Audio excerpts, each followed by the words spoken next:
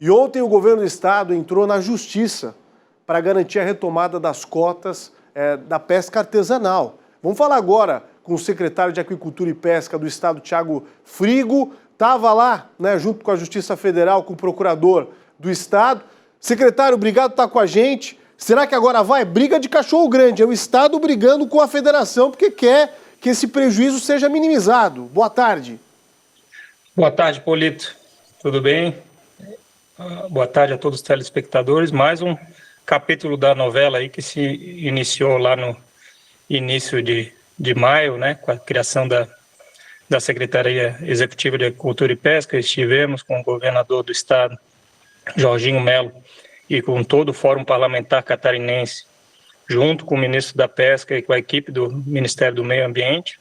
Tentamos todas as tratativas de forma administrativa, inclusive também tivemos uma audiência pública na Assembleia Legislativa do Estado de Santa Catarina para tratar dessas cotas da tainha para a safra 2023, e as associações de pescadores, as prefeituras, diversas prefeituras envolvidas, a indústria e o setor como um todo, está desde praticamente ali do início quando a portaria interministerial no final de fevereiro e início de março, após a ser publicada a portaria, está solicitando quase que de forma unânime, os 3 senadores catarinenses também estiveram na reunião, solicitando a revisão dessa cota de 2023 para a mesma de 2022. E como já havia anunciado na última entrevista aí, que tinha dado inclusive para você, o próximo passo do governo do estado seria a judicialização.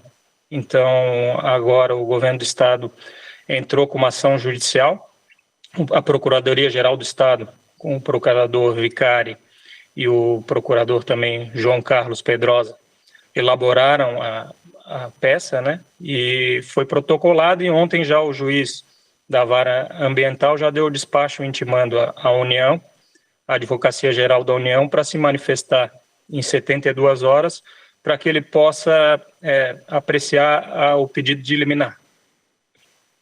72 horas para apreciação, mas conhecemos o passo a passo da Justiça, apesar de reconhecermos o talento do doutor Vicari, que vai com certeza nos pontos certos para poder brigar judicialmente. É uma briga difícil, né?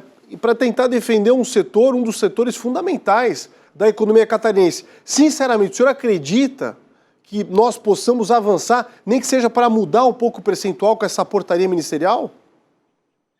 O pedido ele foi bem específico para repetir os volumes liberados de 2022, né? Então o pedido ele vai ter que ser nesse sentido. Então, pedido... E o procurador, o juiz, ele já deliberou rapidamente, ele deu 72 horas para a Advocacia Geral da União se manifestar, para aí depois a Advocacia Geral da União se manifestar nessas 72 horas, ele decidir pelo pedido liminar.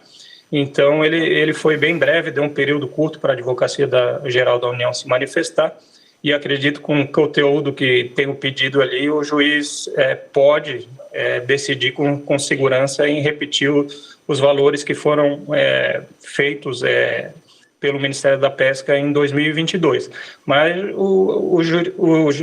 a Justiça a gente sabe como é que é, então a gente não tem como prever realmente qual vai ser a decisão do juízo, né, da Vara Ambiental. Mas todos os caminhos para defender os pescadores, a pesca e o Estado de Santa Catarina foram tomados pela recém-criada Secretaria Executiva de Agricultura e Pesca, pelo governador Jorginho Melo, pelo Fórum Parlamentar Catarinense, pelas entidades. Nós fomos até o limite de onde era possível administrativo e só restou o judicial. Então a gente fica no aguardo aí que a justiça seja feita e que as cotas, o cerco traineira, sejam permitidos pescar, né? Porque a gente acredita que isso é uma injustiça que aconteceu, essa proibição da pesca, né, do cerco traineiro, e a diminuição pela metade do emalhe anilhado, basicamente pela metade, o que ano passado foi ultrapassada com brevidade.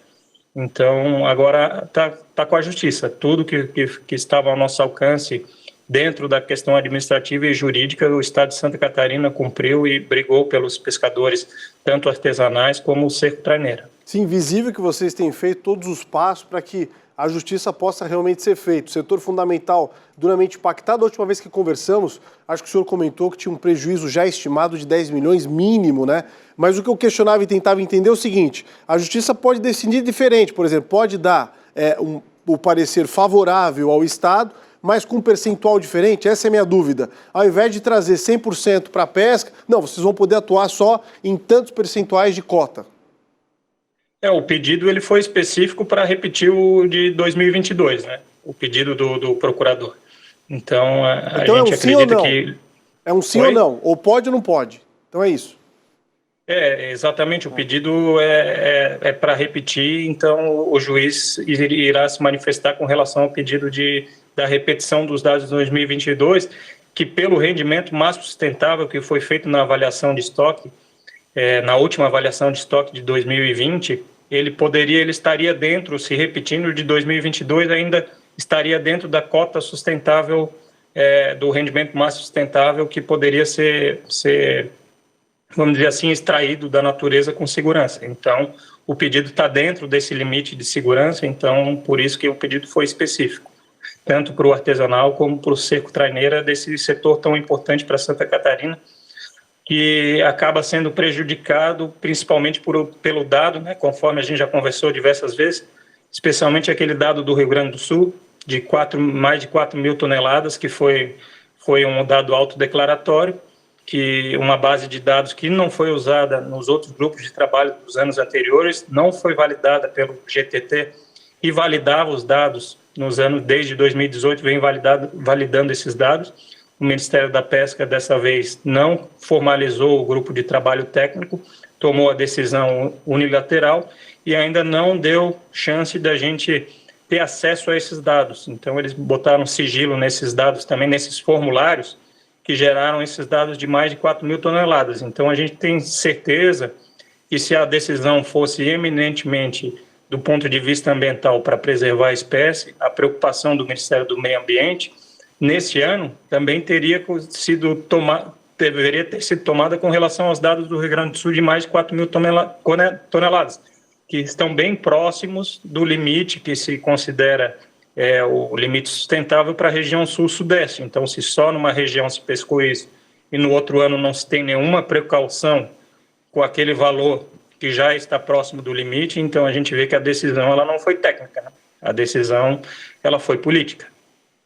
Conversei ao vivo com o secretário de Agricultura e Pesca do Estado, Thiago Frigo. Secretário, obrigado. Tomara que a gente consiga vencer essa história. Tá bom, Polito, obrigado. Estamos à disposição e esperamos aí que a Justiça decida em breve, que a Advocacia Geral da União se manifeste também brevemente, para que os pescadores aí possam retomar aí a sua atividade e não restringir uma modalidade de pesca, né? Então, a modalidade de pesca seco-traineiro, uma atividade econômica importante, foi proibida e isso a gente não pode admitir. Obrigado, secretário. Obrigado. Vamos aguardar, né, para ver como é que vai rolar essa história. Tem 72 horas, então até sexta-feira a gente vai ter um posicionamento da Justiça em relação a isso. Vamos ver o que vai dar, né?